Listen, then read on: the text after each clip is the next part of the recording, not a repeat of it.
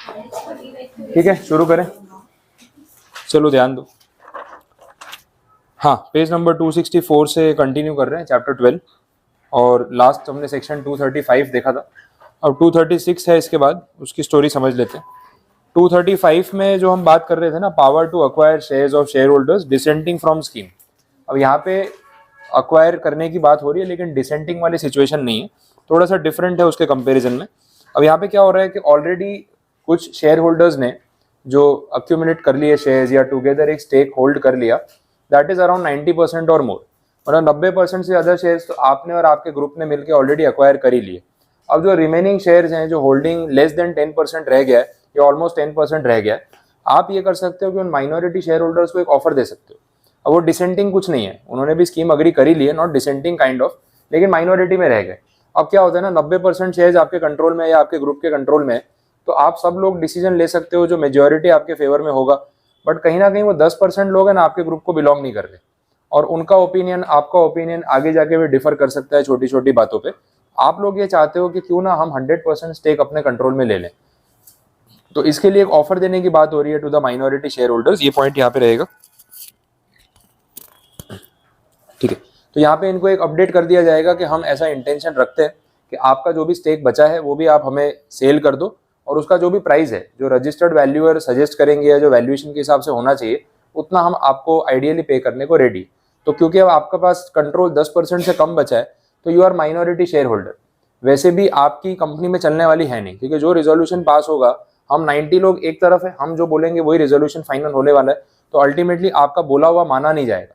तो अगर आपको कंट्रोल चाहिए डिसीजन मेकिंग में, तो बेटर है कि आप ये पैसा कहीं और इन्वेस्ट कर लो। इस कंपनी में कंटिन्यू करके आपको डिसीजन मेकिंग अथॉरिटी तो मिलने वाली है नहीं। अब ये सोच के माइनॉरिटी वाले सोचेंगे यार बात तो सही है, क्योंकि फायदा कुछ नहीं, अब हम 10% लोग मिलके एक रिजोल्यूशन भी पास नहीं करवा सकते जब तक ये 90 लोग रेडी नहीं है। तो क्योंकि हम माइनॉरिटी में है, पैसा भी वो अच्छा दे रहे सामने से, कोई ऐसा प्रॉब्लम है नहीं, तो क्यों ना पैसे लेके निकल जाए, किसी और कंपनी में इन्वेस्ट कर दे जहाँ हमें कुछ कंट्रोलिंग इंटरेस्ट मिले, यहाँ तो मिल नहीं रहा है। तो माइनॉरिटी अग्री कर लेगी, इसके बहुत ज्यादा चांसेस है, और यूजुअली ऐसा होता है। इसका प्रोसीजर यहाँ पे इन्होंने बताया हुआ है, ठीक है। देखते हैं सेक्शन की लैंग्वेज क्या बोल रही है। टर्म यूज कर रहे हैं अक्वायरर और पर्सन एक्टिंग इन कॉन्सर्ट, ये बोला हुआ है। तो अक्वायरर और पर्सन एक्टिंग इन कॉन्सर्ट का मतलब वही है जिन लोगों ने 90% ऑफ द वेल्थ या शेयर्स उस कंपनी के अक्वायर कर लिए, आइदर इंडिविजुअली और इन अ ग्रुप। तो एक्टिंग इन कॉन्सर्ट का मतलब जो लोग एक साथ एक ग्रुप में एक्ट कर रहे हैं, उनकी बात कर रहे हैं, ठीक है। तो सब सेक्शन 1 में वो 90% वाली स्टोरी समझाइए। आगे सबसेक्शन 2 में वैल्यूएशन की और प्राइसिंग की बात की। द अक्वायरर पर्सन और group of person under subsection 1 shall offer to the minority shareholders of the company for buying the equity shares held by such shareholders at a price determined on the basis of valuation by a registered valuer in accordance with such rules as may be prescribed, ठीक है। Without prejudice to the provisions, the minority shareholders of the company may offer to the majority shareholders to purchase the minority shareholding at a price determined in accordance with the rules। ये भी हो सकता है कि minority वाले खुद ही समझ जाएं कि फायदा है नहीं, इससे बेटर हम ही ऑफर कर देते हैं एक प्राइस कि इतने पे हमारे शेयर परचेज कर लो। अब बोला है कि रजिस्टर्ड वैल्यूअर जो है वो प्राइस डिटरमाइन करेंगे और उसके बेस पे आगे ट्रांजेक्शन होगा। अब डिपेंड करता है कंपनी लिस्टेड है या अनलिस्टेड है।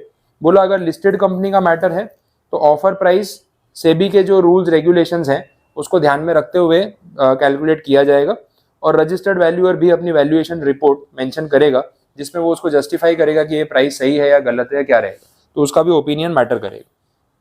अगर कंपनी अनलिस्टेड है या प्राइवेट कंपनी है तो पैरामीटर्स थोड़े से अलग होंगे। वहां बोला तो offer price shall be determined after taking into account the following factors: highest price paid by the acquirer person और group of person for acquisition during the last 12 months. Last 12 महीने के ट्रांजेक्शन में से हाईएस्ट प्राइस क्या था जिसपे share खरीदे गए थे, वो 90% शेयर्स की बात हो रही है, उस बेस पे आगे बढ़ेंगे।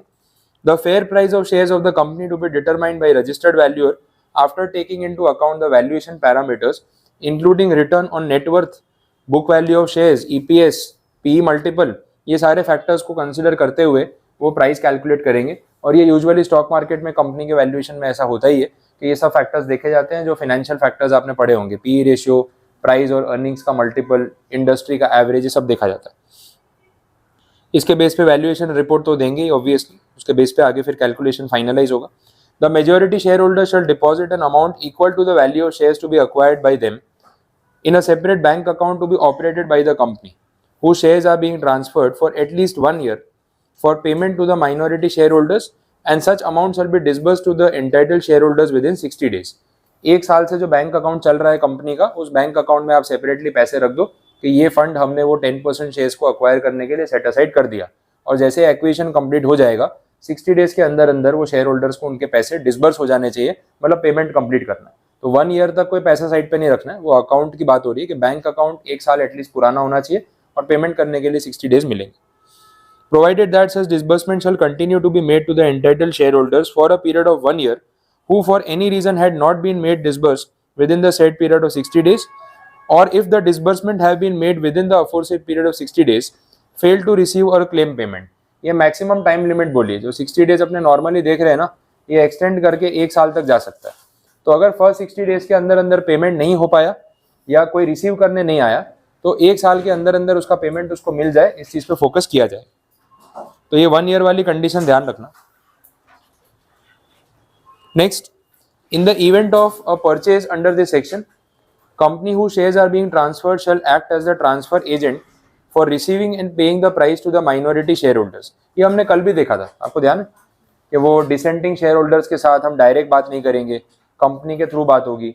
सेम यहाँ पे भी है। तो जो मेजर, अब यहाँ पे क्या है, 2 कंपनी नहीं है, यहाँ एक ही कंपनी के मेजॉरिटी शेयर होल्डर्स और माइनॉरिटी शेयर होल्डर्स है, बीच में वो कंपनी खुद है। तो मेजॉरिटी शेयर होल्डर्स माइनॉरिटी के साथ डायरेक्ट डील नहीं करेंगे, जो भी डील होगा कंपनी के मैनेजमेंट के थ्रू होगा कि भाई इनके सर्टिफिकेट मंगवा लो, हमसे पैसे ले लो, इनको पैसे आगे पहुंचा दो। तो company will act as the intermediary. तो लास्ट सेक्शन के साथ साथ ही काफी सिमिलर ट्रैक पे, याद करना ईजी हो जाएगा। In the absence of physical delivery of shares by the shareholders within the time specified, certificate shall be deemed to be cancelled। अब ये बात वैसे डीमैट में तो नहीं होती, बट अगर फिजिकल सर्टिफिकेट्स हैं और जो माइनॉरिटी शेयर होल्डर्स है पुराने सर्टिफिकेट टाइम पे सबमिट नहीं कर पाए, कोई बात नहीं, बोलेंगे हमने सर्टिफिकेट कैंसिल कर दिए, आप कॉपी अपने पास रखो, कोई फर्क नहीं पड़ता। तो ये बात भी क्लियर हुई कि इसमें भी कैंसिलेशन जो है बाय डिफॉल्ट हो सकता है।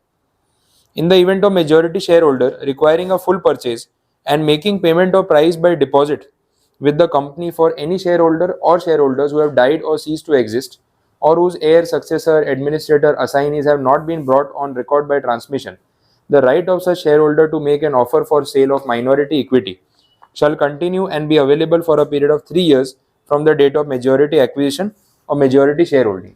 ये एक स्पेसिफिक सिचुएशन आ गई कि भाई किसी शेयर होल्डर की डेथ हो गई थी, उसके नॉमिनी, लीगल एयर, सक्सेसर जो भी है, ट्रांसमिशन अभी तक पूरा नहीं हुआ है, और ट्रांसमिशन पूरा ना होने की वजह से उसका नाम अभी तक रजिस्टर में आया नहीं, तो या तो उसको ऑफर करने का मौका मेजॉरिटी शेयर होल्डर्स को मिला नहीं कि भाई किसको ऑफर करे, या वो खुद ऑफर करना चाहता था लेकिन बाकी का एक्विजिशन कंप्लीट हो गया।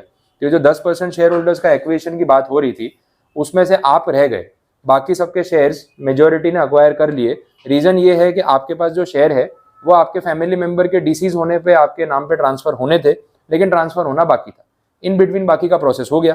तो अब ये 10% में से भी समझ लो कि 9-9.5% शेयर्स तो उन्होंने बाई कर लिए, आप कुछ लोग रह गए जो तब उस पॉइंट पे उनके साथ ये डिस्कशन नहीं कर पाए। तो बाद में भी हो सकता है। तो ऐसा कुछ नहीं है कि वन टाइम ऑफर है या एक ही बार उन्होंने बाई किया।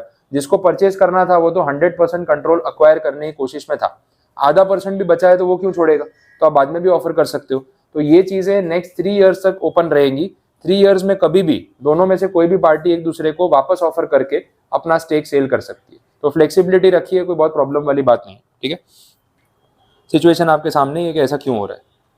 Where the shares of minority shareholders have been acquired in pursuance of this section, and as on prior to the date of transfer following such acquisition, the shareholders holding 75% or more minority equity shareholding negotiate or reach an understanding on a higher price for any transfer proposed or agreed upon of the shares held by them without disclosing the fact or likelihood of transfer taking place on the basis of such negotiation, the majority shareholders shall share the additional compensation received by them with such minority shareholders on a pro rata basis। ये point को आप star mark कर लो, अच्छी situation है, case के form में ये पूछ सकते हैं।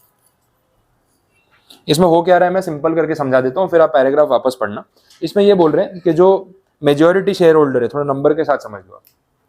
हमने देखा कि 100% शेयर होल्डिंग है, उसमें से 90% या उससे ज्यादा तो एक तरफ हो चुके हैं, बाकी माइनॉरिटी वाले कितने बचे, अराउंड 10% या उससे थोड़ा कम भी हो सकते हैं। अब ये 10% जो शेयर होल्डर्स हैं उनकी हम बात कर रहे हैं। ये लोग इनके पास गए प्राइस के लिए नेगोशिएट करने कि हमारा शेयर आप खरीद लो लेकिन उसके पैसे दे दो। अब जो ऑफर इन्होंने किया हो सकता है कि नेगोशिएशन हो, ये लोग बोले कि नहीं थोड़े और पैसे चाहिए हमें, ऐसा भी तो पॉसिबल है।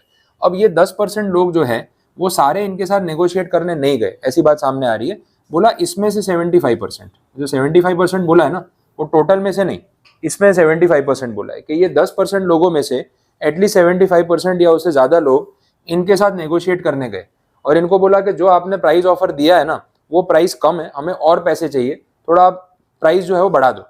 अब इनकी बात सुन के इन्होंने वो प्राइस को इंक्रीज कर दिया, ये पॉइंट है। सपोज एक शेयर का पहले 125 रुपए दे रहे थे, अब इनके कहने पे 150 दे रहे हैं, 25 रुपीज से एक शेयर का प्राइस इंक्रीज कर दिया।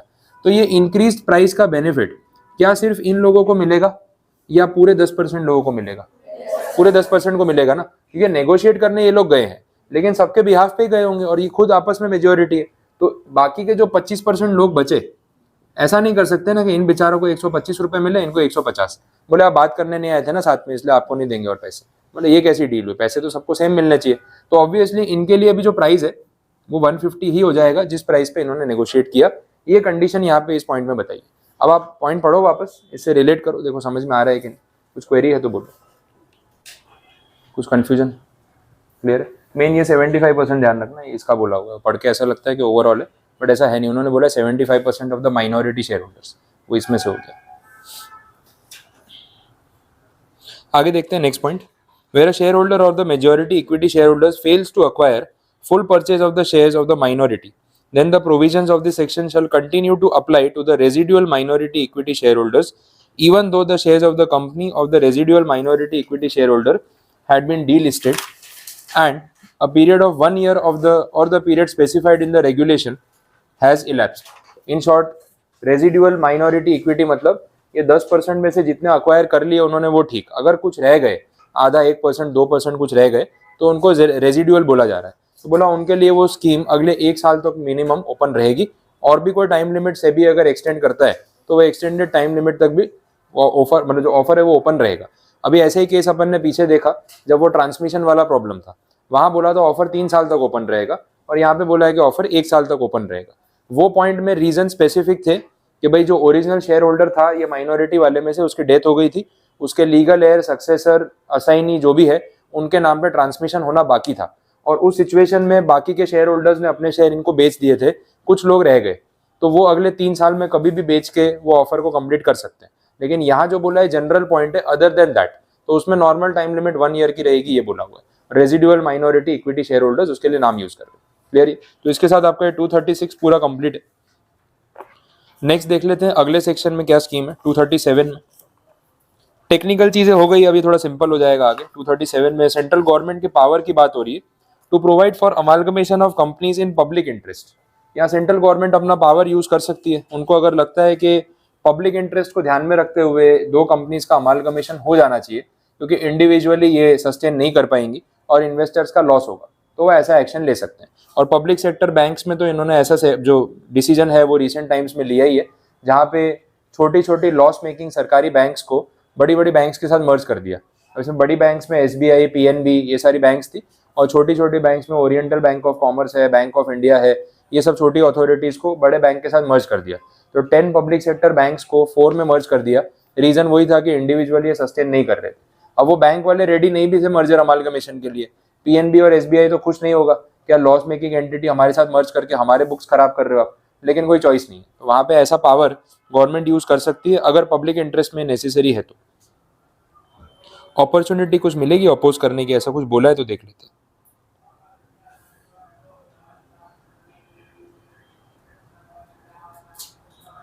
अपील की बात की है कि जो कंपनी है जिसका मर्जर अमालगमेशन करवाया जा रहा है, अगर उनको अपील करनी हो इसके रिगार्डिंग तो वो ट्रिब्यूनल में जा सकते हैं। ट्रिब्यूनल फिर क्या फैसला करेगी उसके बाद आगे बात बढ़ेगी, तो अपील करने का राइट उनको मिलता है। तो आंसर बड़ा सिंपल है, स्टोरी ओवरऑल यहाँ पे यही है। अब आप इसकी लैंग्वेज पढ़ोगे तो रिलेट हो जाएगा, वर्ड टू वर्ड अभी नहीं जाएंगे तो भी चलेगा। 238 देख लो, registration of offer of schemes involving transfer of shares. देख लेते हैं एग्जैक्टली क्या स्कीम है। In relation to every offer of a scheme और contract involving the transfer of shares और any class of shares in the transferor company to the transferee company under section 235। 235 कौन सा section था वो ध्यान है? कल जो हमने देखा था लास्ट में, जहाँ पे डिसेंटिंग शेयर होल्डर्स की बात हो रही थी, उससे रिलेटेड टॉपिक है ये। Every circular containing such offer recommendation to the members of transferor company by its directors to accept such offer shall be accompanied by such information and in the manner prescribed in the given rule, which states that every circular containing the offer involving transfer of shares or any class of shares and recommendation to members by directors shall be accompanied by information as set out in the given form. Circular shall be presented to the registrar for registration. तो in short अगर आप इस तरीके का dissenting shareholders का holding purchase कर रहे हो तो उनको एक सर्क्यूलर इशू करके उसमें सारी डिटेल्स बतानी पड़ेंगी कि किस बेस पे कैसे कैलकुलेशन करके हम ये सब कर रहे हैं, जो वहाँ पे ऑलरेडी हमने डिस्कस किया है. अब इसमें रिपीट कर दिया. पहले बोला रूल 28 में जो बोला है वो फॉलो करो. रूल 28 बोलता है फॉर्म नंबर CAA 15 में जो डिटेल लिखी है वो सबमिट करो. तो अल्टीमेटली फॉर्म के बिहाफ पे हमें चलना है और ये सर्क्यूलर पहले ही ROC में आपको रजिस्टर करवा देना है, उसके बाद आप इशू कर सकते हो. Every such offer shall contain a statement by on behalf of the transferee company disclosing the steps it has taken to ensure that necessary cash will be available. ठीक है, तो सिर्फ क्लैरिफिकेशन हो गया.